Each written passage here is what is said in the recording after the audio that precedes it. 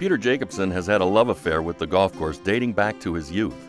Whether as a player or working on the ground staff, there's no place Jacobsen would rather be. My first paying job was working on the superintendent's crew at Waverly Country Club in Portland, Oregon.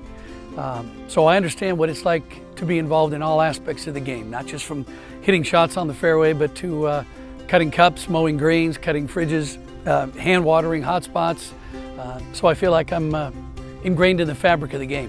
One of the things that we always talk about when we come to a USGA championship or a national championship is the golf course. Everybody raves about the golf course, but they forget that there's the 51 weeks that lead up to the championship week on how to keep the golf course in championship shape and how to bring it to the shape that we need it in for everybody to play their best golf. And it's a tricky process because you've got to deal with Mother Nature. You've got to deal with heat, you've got to deal with fungus, you've got to deal with disease, you've got to deal with wet. And I have so much respect for all the superintendents that I've met, and I've met a lot of them. I always try to go out of my way at tournaments to meet the superintendents and thank them because I know how tough a job it is to keep these golf courses in the immaculate condition that they are. And certainly here this week at Inverness, this golf course is in perfect shape.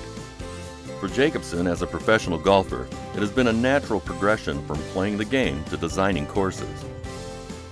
For me, it's been an extension of my play.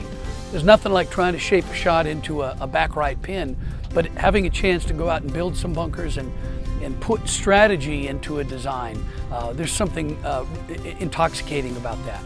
I started getting involved in golf course design with my design partner, Jim Hardy.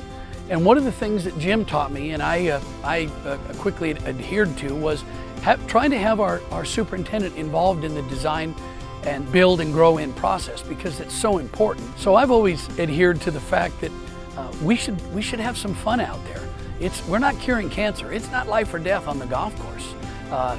Some players just make it seem like it is life or death.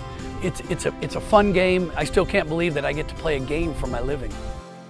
In recent years, there has been an increasing pressure on superintendents to strive for perfection, driven by the golfers and media. Jacobsen believes that the industry may be walking a fine line. I think the worst invention we've ever seen in golf has been the stimp meter, because one of the things that all golf courses want to do is they all want to be like Augusta National.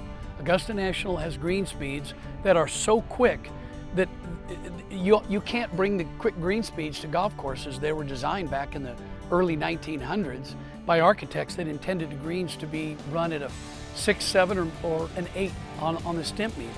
I think a golf green should be cut to the level where you can still maintain the original hole locations that the architect intended. We're seeing a lot of golf courses now with green speeds so fast that there's only 1, 2, or maybe 3 hole locations in a right corner or a left front part of the green. I really appreciate it when I see a membership let the superintendent maintain the dignity of the golf course and the original intent of the architect and let the golf course play it was intended. And Inverness is another great example of unique greens with different little folds and little hollows where they're going to put the hole locations. I don't think they're going to get the green speeds to a lightning speed this week, nor should they. And that's why I think it's going to be a great championship. Jacobsen has also spent considerable time behind the microphone working televised golf events.